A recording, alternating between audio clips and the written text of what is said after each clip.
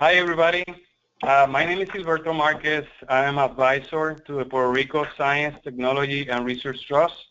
On behalf of the Trust CEO, Ms. Luz Acrespo, I would like to officially welcome you to this first activity related to our second edition of the SBIR STTR Proposal Preparation Workshop.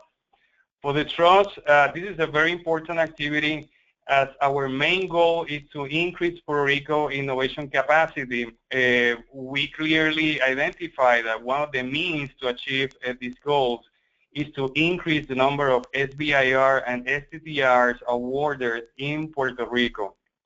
To achieve this goal, we have contracted Dr. Juan Figueroa, Ali Andilibi, and Thomas Alnut, all former SBIR program managers, to put together this hands-on workshop to ensure that the quality of the proposal submitted is up to par with the requirements of the different agencies. Before we start in full with the session, I just want to personally encourage all of you participants that will end up submitting a proposal to take advantage of the Trust Matching Funds Program. This program provides a matching of $1 up to $100,000 to support the funding that you receive from the federal agencies. Additionally, since this is a pre-recorded session, should you have any question about this initiative, what is going on about this workshop, I also encourage you to send us an email through SBIR@PeerScienceTrust.org. That is, again, SBIR@PeerScienceTrust.org. With that, I just pass the microphone, if you will, to Dr. Juan Figueroa for the introduction and start the session. So, Juan. Okay. Thank you, Gilberto. Like you said, Gilberto, we're gonna have, it's gonna be Ali and Tom. We're gonna be part of the team with me to hold this workshop and the series of events leading to the workshop and leading to the submission of successful SBIR proposals. So first of all, I would like to have Tom Olnut give us a little bit of background. Tom, on it. Hi, everyone. I'm happy to be involved in this workshop again. I think it's a unique opportunity to sit down and actually have a hands-on approach to working in your SBIRs, not looking and listening to somebody talk about it. So I'm really looking forward to this. The last time it was great. I'm a former program officer at the National Science Foundation, but I'm also a small businessman. I have been working in small businesses for the last 30-some years and have been an awardee as well as managing awards. So I have a broad breadth of experience with the SBIR and STTR program, so I look forward to working with you. Ali? Hello, everyone. It's a pleasure to be doing this again this year. I, like Tom and Juan, have been a program director in the past. I was both at the NSF and the National Cancer Institute. So for many of you who will be submitting applications in the medical area, I'd be happy to converse with you about those applications. Like Tom, I've spent time on the biotech side of things and also on the academic side where I reside now. So with that, I look forward to working with all of you in the near future. Okay, thank you. And I'm Juan Figueroa. Like Ali and Tom, I've spent some time as a program director at NSF and on the SBIR program, and also I've been involved in 4 startups. So this webinar today, that's going to follow this agenda, the introduction of the team, which is we already done, introduce the SBIR program, and we're going to describe the workshop goals. On the Q&A, we will encourage you to submit, as Gilberto said, questions to Gilberto and to the Trust Fund regarding any questions that may arise out of this webinar. So what are the SBIR programs? The SBIR program is are set-asides that are to stimulate the translation of science on the market side. It is a way of the government to sponsor and facilitate the translation of all this research funding and knowledge that is being produced from federal funds into product commercialization, and then create jobs and create wealth and positively affect the economy. These small businesses are defined as business for profit, and they have less than 500 employees. The only limitation here is that at least 51% of the company have to be held by people who are residents in the United States, either citizens or permanent residents. And even though in some cases there are some variation that it will allow some institutions, but we will discuss about that later. The each program, each SBIR and STTR implementation is tailored to the needs of the and the mission of each agency.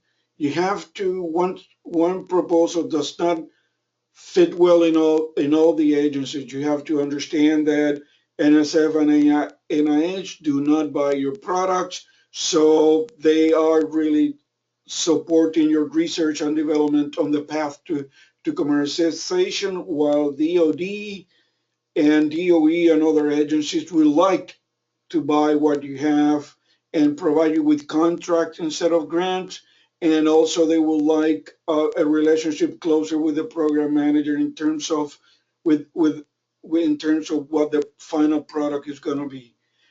All the agencies are under pressure to perform. It means that they are interested in making sure that this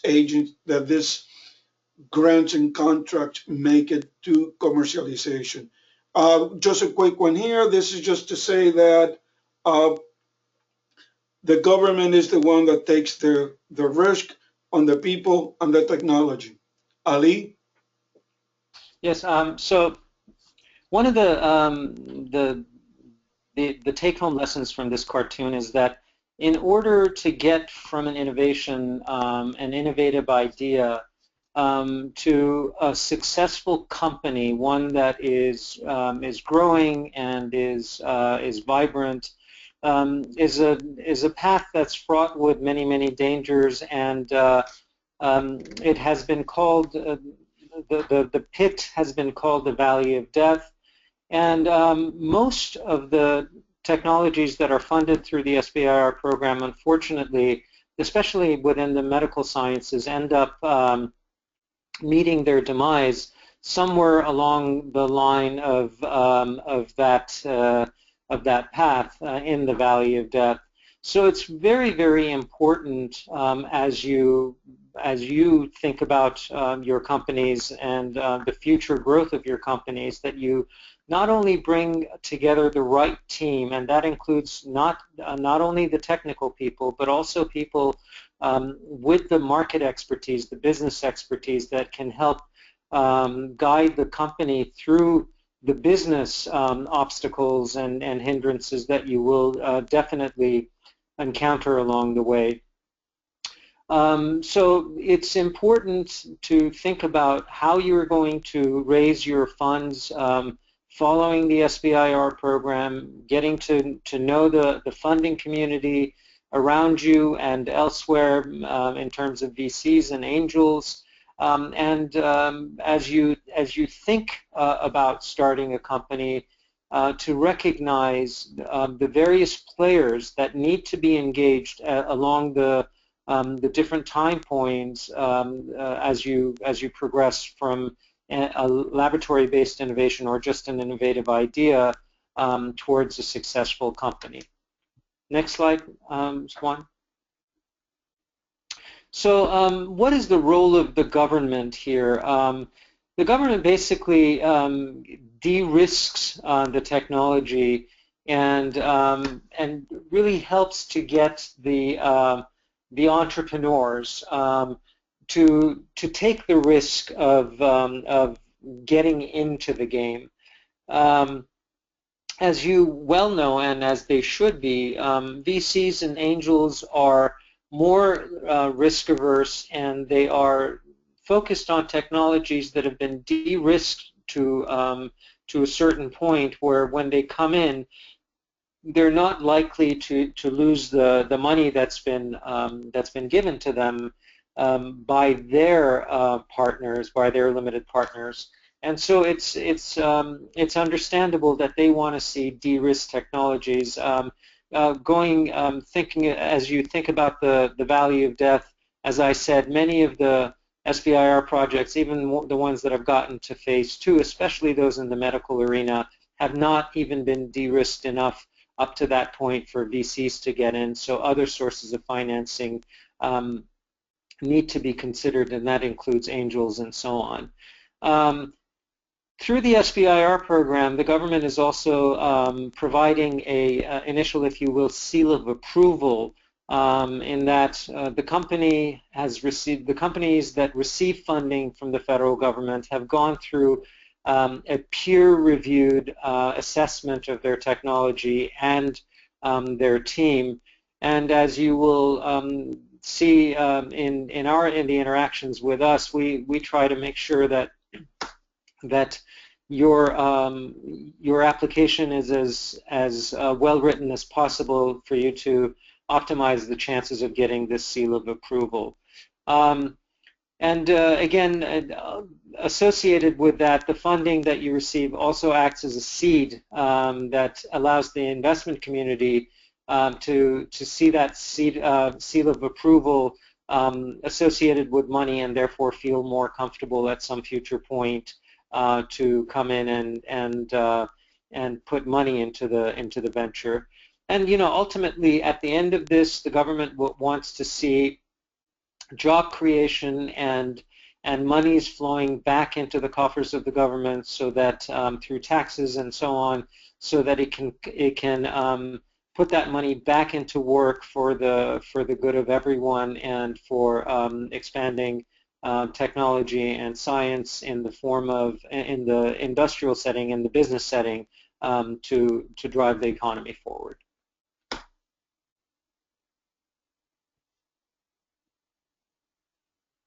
Next, I turn this over to Tom, who's going to be talking about the SBIR program and its various nuances. So the SBIR program is a phased program, and by this I mean the government has chopped it up into a small number of units. And so what I'll do is I'll go through and describe those units. I also want to reiterate what Juan said earlier, that each agency has its own culture and focus. And so, for instance, the National Science Foundation is looking at very high risk, high reward, innovative technologies. The NIH, its focus is also that, but they are a little more basic research oriented, and really you're going to have academic reviewers looking at it and say, is this really novel, and is the science good? Whereas the DoD in the phase 1, they're going to say, I want this particular product. Is this the best grantee to get me that product? And so they're looking for less risk. And then in the DOE, for instance, there are different groups within the DOE. The Office of Science is actually a little more basic research oriented, whereas some of the other programs are not looking for a lot of risk, they're looking for reward. So I just want to reemphasize that again, because I think that's critical when you're writing your grants. The phase 1 grant is usually about 6 to 12 months long, depending on the agency. The STTR and the SBIR have similar goals, and so I really won't break them down unless I make specific comments about the STTR. It's a feasibility study, so think carefully about your technology and where the technology has to go in order for someone reasonably skilled in your area to look at it and say, yes, they've answered the critical question that has to be answered first, and I'm willing to give them extra money, and that extra money will come in phase 2. So it is really, what is the key technical hurdle? Hopefully there's 1 or 2 that are reasonable and can be done in 6 to 12 months. identify them and focus your phase one on them. One of the typical problems with phase ones is they put about 50 things to do, and your reviewers are going to say there's no way they can get these 50 things done, and they haven't prioritized those key issues. Put your 1, 2, or 3 key issues that need to be solved in your phase one and answer them. And then you can justifiably say that you have gotten the critical issues done and you're worth putting additional funds in. The deliverable of the phase one is a final report, and that report is essential to show that feasibility, and that is how you enter phase two. It's important there. Phase two funding varies from institution to institution. For instance, the USDA is 2 years and $500,000. The NSF is $750,000, and the NIH is nominally $750,000, but you can actually ask for more if you need it. So it's a much bigger chunk of funds than the phase ones, which range from 80 to 220,000 for 6 to 12 months. So it's really very, very helpful for your company to get along. The funds are to drive that technology further, that critical commercial prototype or those critical commercial milestones that would make a venture capitalist or a venture person fund you. Those are what you focus in on phase two. This particular one says prototype, but it depends on what you're doing. If you're doing a drug, you're not making a prototype. However, you're de-risking the technology to a point where you can get external funding. So that's very, very important. So the level of success in your phase two is really driven by you critically identifying the key issues and de-risking the technology. Next one.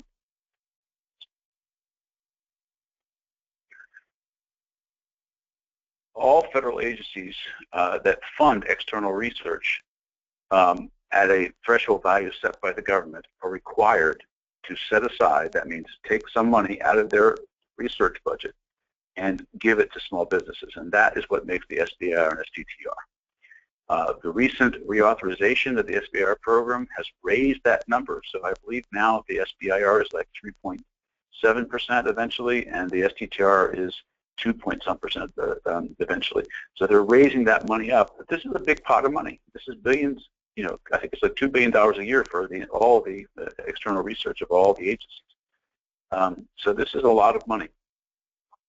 Each agency, again, has a different personality. Know your agency, know who you're submitting to.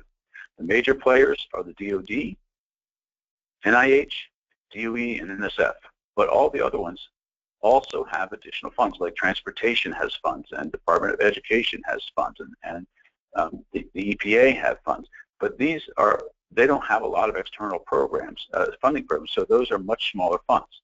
So you got to be really, if you're in education, you should think about going to NIH if it's medical, or NSF if it's medical, as well as Department of Education, because there's just much better chance of you getting that money.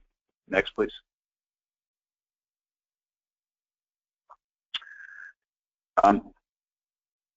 Pretty much all agencies favor strong ties to universities, and especially coming out of small businesses.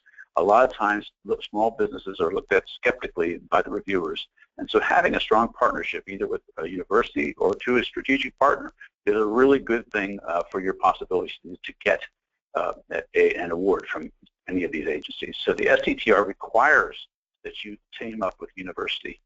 The SBIR does not require it, but it's optional, and I think it's usually looked at as a good thing. Now, does that mean you have to team up with the university? No, not necessarily. But if you look at the history, in the phase two, 37% of the projects involve faculty members, 27% graduate students, 25% rent university facilities either directly or in an incubator, and 17% subcontract universities to get some of that work done. And this is looked at really positively by the NSF and by NIH. I'm not sure for the other ones, but if you are, for instance, an NSF awardee at a university and develop this technology, really point that out and I won't say ham it up, but emphasize it so they realize that their money is now funding a translation of their basic research into the marketplace. And the NSF is hanging their hat on making an impact, and this is really, really important to them. So this is really good to include in your application. Next, please. So a small business concern, the SBIR program is made for small businesses. And so if you're a university professor, you are not a small business. If you are a university professor that is starting a small business, you don't necessarily have to have it totally set up if you're applying, but it sure helps. And it's what you really should realize is that these are being skeptically looked at and by the reviewers, because they do not want to give money to a small business that really isn't a small business. They want this to succeed, and all of these agencies are being forced to show that the money they invest is doing something. The money can only go to a for-profit organization. It can't go to a nonprofit. And again, it can't go back to the university. Each small business has to have 500 or fewer full-time employees. They must be located in the U.S., and they must be 51% or more owned and controlled by U.S. individuals. So these are mandated requirements for awardee. This award goes to a small business. It does not go to the university. I can't emphasize this enough. If you are a university professor, you are not a small business, and you cannot be awarded this grant. And if you want to be the PI, you need to be 51% employed by this small business. So think about this carefully before you start this process. Next, please.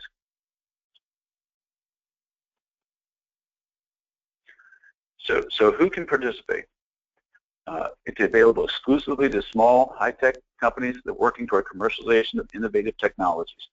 And the award is a grant, so it is non-diluted capital. It is to be sought after. You get the money, you have to account for it, so you have to set up accounting procedures and everything else like a small business. You have to be a real business, but it's non-diluted. You're not giving up equity. This is a highly competitive review. It's reviewed by experts, and they want to find out that this is valuable research that's going to go into a commercial contribution to the country. So it's important that you think hard and do just as well writing this proposal as you would any academic proposal.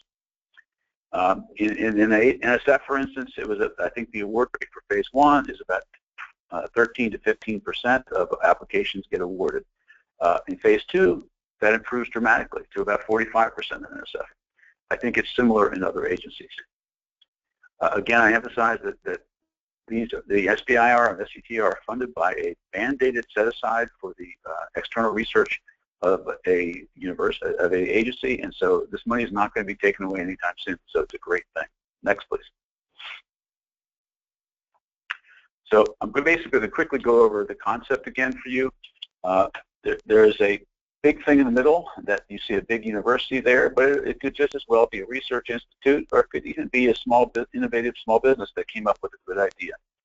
The government has invested, or even small corporate investments have developed that technology to a point where it needs extra funding, and that's where the phase 1 comes in. This is the feasibility funding to get the technology to a point where a reasonable person could say this has some chance of success.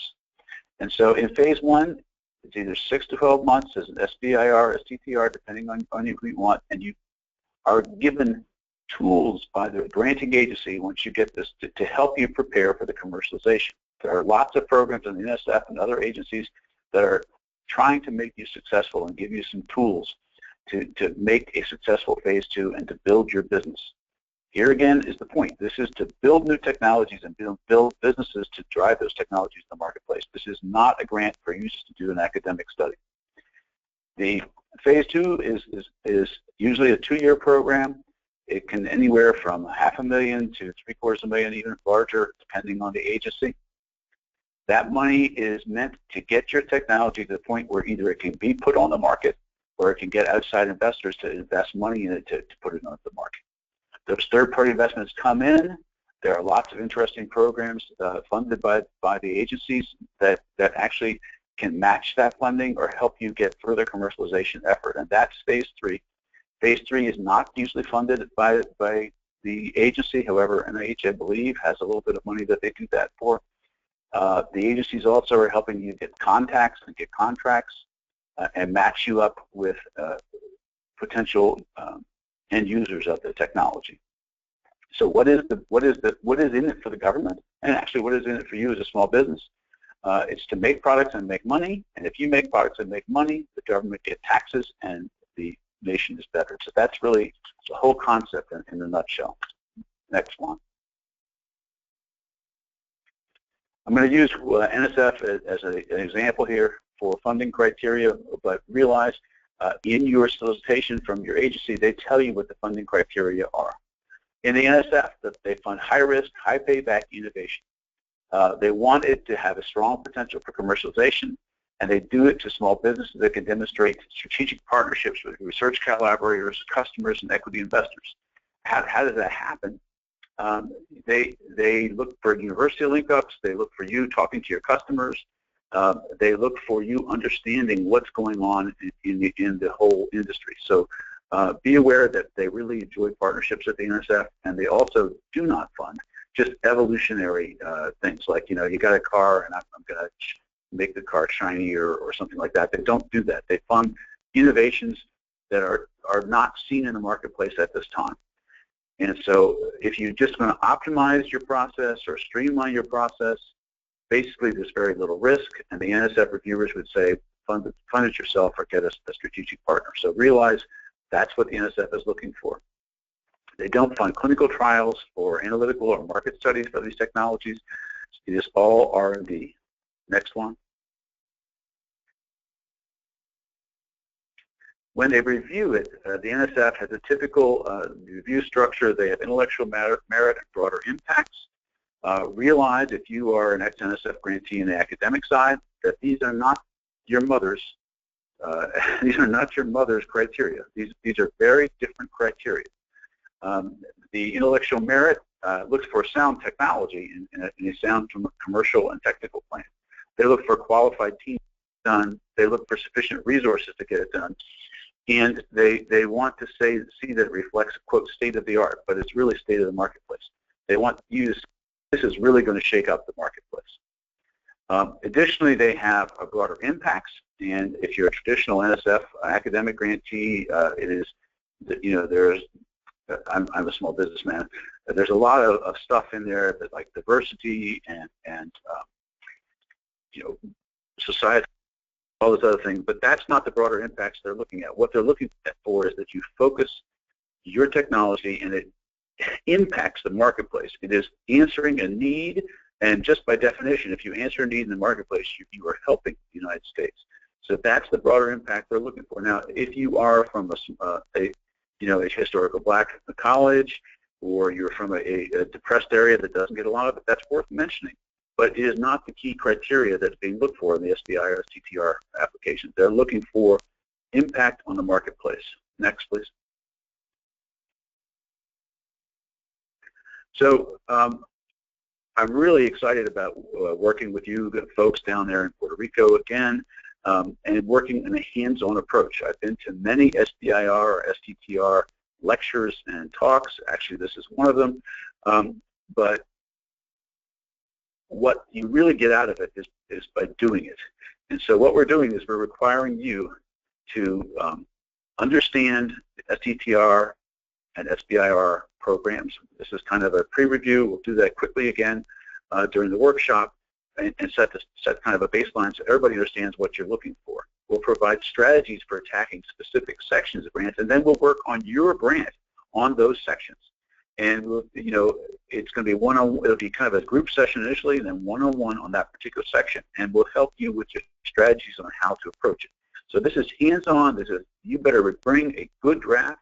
The better draft you bring, the better the proposal will be when you get submitted. So come in with a good draft and questions on the draft, and we will help craft it to be a better proposal. We'll outline key needs for your individual proposals. We'll provide expert help in addressing those requirements. And when you leave this workshop, you're going to leave with a bunch of to-dos that will make your grant better and more acceptable to a reviewer and to the agency. Next, please.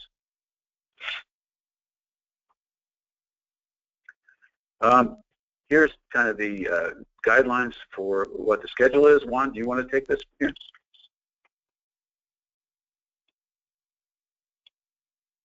Yes.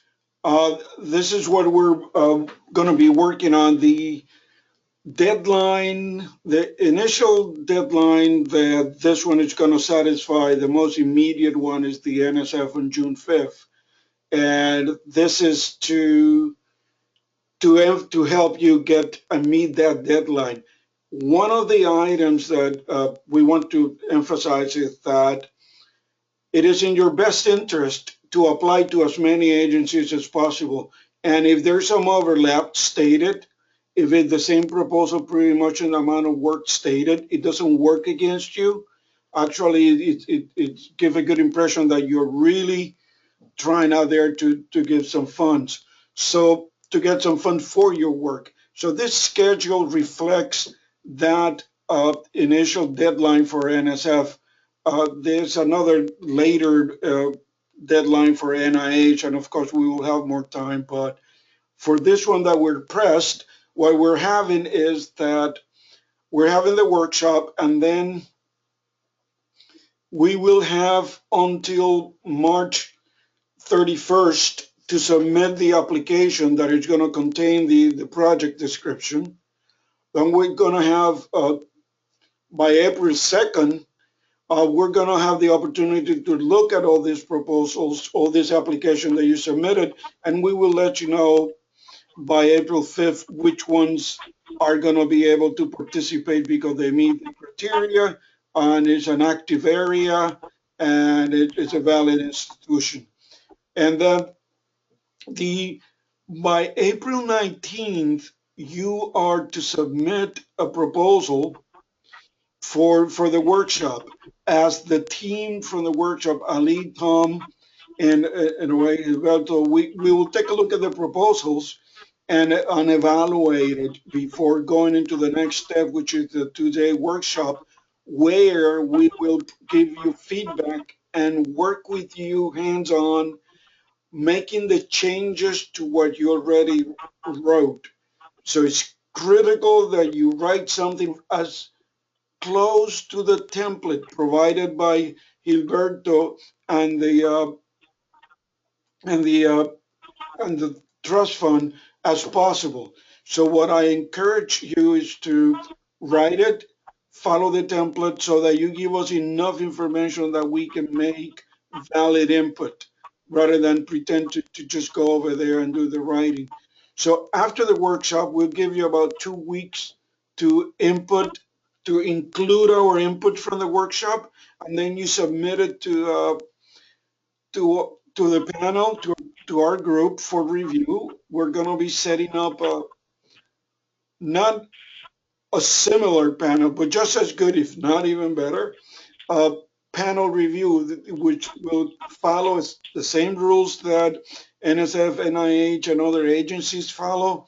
And we're going to review, it's going to be reviewed by experts, investors, entrepreneurs, and other people who regularly participate or have the skills to participate in an NSF, NIH, other agencies review panels.